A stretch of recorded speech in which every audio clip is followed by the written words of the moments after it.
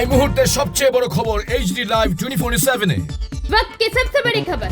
Breaking news now on HD Live 24/7। 2018 সালের 31 জুলাই রাজ্যের বর্তমান সরকার ওই দিন রাজ্যের অর্থ দপ্তর থেকে এক মেমোরেন্ডাম জারি করে রাজ্যের অনিয়মিত কর্মচারীদের নিয়মিত হওয়ার স্কিম বাতিল করে দেয়। সেই জারি হওয়া মেমোরেন্ডামে উল্লেখ ছিল বিষয়টি রাজ্য সরকার বিবেচনা করবেন।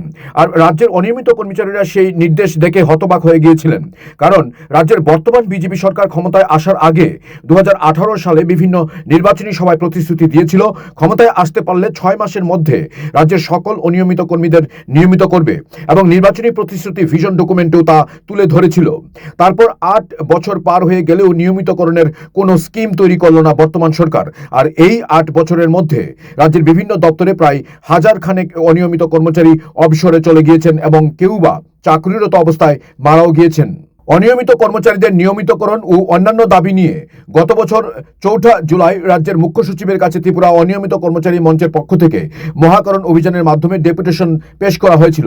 সংগঠনের প্রতিনিধি দলকে মুখ্য সচিব আশ্বস্ত করেছিল দাবিগুলি গুরুত্ব সহকারে বিবেচনা করে দ্রুত সমাধান করার, কিন্তু তাও 1 বছর পার হয়ে গেল, কোনো সাড়া পাওয়া যায়নি।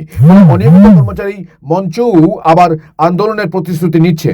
রাজ্যের প্রায় 36,000 অনিয়মিত কর্মচারী আজ ভবিষ্যৎ অনিশ্চয়তায় দাঁড়িয়ে এবং কোমর ভেঙে পিঠ দেয়ালে ঠেকে গেছে বলে তাদের অভিযোগ। আর এর পেছনে মূল দায়ী হলো 31 জুলাই 2018 সালের জারি হওয়া সেই মেমোরেন্ডাম। সেই মেমোরেন্ডামের প্রতিবাদে রাজ্যের সকল অনিয়মিত কর্মীরা শুক্রবার কালো দিবস হিসেবে পালন করে। 31 জুলাই 2018 সনের 31 জুলাই বর্তমান রাজ্য সরকার ক্ষমতায় আসার পর অনিয়মিতদের নিয়মিতকরণের পূর্বে একটি স্কিম ছিল 10 বছর চাকরি করলে অনিয়মিতদের নিয়মিতকরণ করা হবে। সেই 2018 সনের 31 জুলাই সেই আইনটি বর্তমান রাজ্য সরকার প্রত্যাহার করে অর্থাৎ বাতিল করে দেয়। তো সেই বাতিলের মধ্যে উল্লেখ ছিল তারা বিষয়গুলো রিভিউ করবে এবং একটা ভালো আইন তৈরি করবে। দেখা গেছে কি আমরা দীর্ঘ প্রায় 8 বছর অপেক্ষা করেছি। আমরা ভেবেছিলাম রাজ্য সরকার একটি ভালো এবং স্বচ্ছ একটি আইন তৈরি করবেন অনিয়মিত কর্মচারীদের স্বার্থে, কিন্তু 8 বছর পেরিয়ে গেলেও আমরা সেই কোনো আশার বাণী রাজ্য সরকারকে আমরা শুনতে পাইনি বা রাজ্য সরকার কোনো সেই বিষয়ে উদ্যোগ নেয়নি। তাই এই 31 জুলাই আজকে এই দিনটি আমাদের রাজ্যের অনিয়মিত কর্মচারীরা কালো দিবস হিসাবে পালন করছি।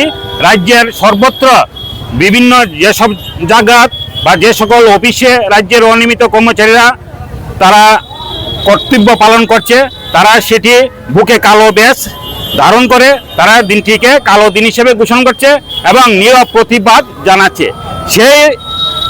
সেই নিয়ে আজকে আমরা এখানে সমবেত হয়েছি। সমবেত হয়ে রাজ্য সরকারের সেই কালো আইনটির বিষয়ে আমরা তীব্র নিন্দা এবং প্রতিবাদ জানাচ্ছি। আপনারা কি চাইছেন? আমরা চাইছি যে অনিয়মিত কর্মচারীদের পূর্বে যেমন একটি নিয়মিতকরণ রুল ছিল, বর্তমানেও একটি সেই রুলসটি চালু করুক বা একটি ভালো স্বচ্ছ আইন তৈরি করুক। আমরা ভেবেছিলাম দীর্ঘদিন রাজ্যে বামফ্রন্ট সরকার ক্ষমতায় ছিল, ক্ষমতা থাকার পরে 2018 সনে তারা বিদায় নিয়েছে। রাজ্যে বিজেপি সমর্থিত একটি সরকার প্রতিষ্ঠিত হয়েছে। মতাদর্শগতভাবে দুই দলের মধ্যে একটা বিশাল পার্থক্য ছিল। ভেবেছিলাম আমরা সেই পার্থক্য নিয়ে তারা সেই আইনটিকে বাতিল করেছে এবং তারা একটি ভালো এবং স্বচ্ছ একটি আইন তৈরি করবে।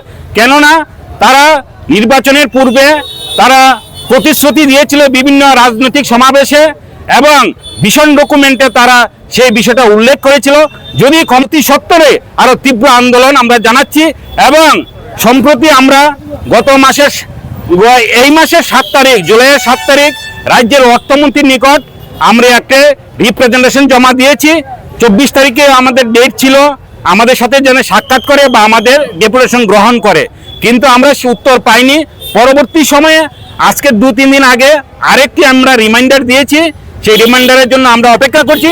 আশা করছি রাজ্যের অর্থমন্ত্রী আমাদের সাথে দেখা করবেন এবং আমাদের দাবি গ্রহণ করবেন, নয়তো আমরা অতি সত্বর বৃহত্তর আন্দোলনে আমরা লড়াইয়ে নামব।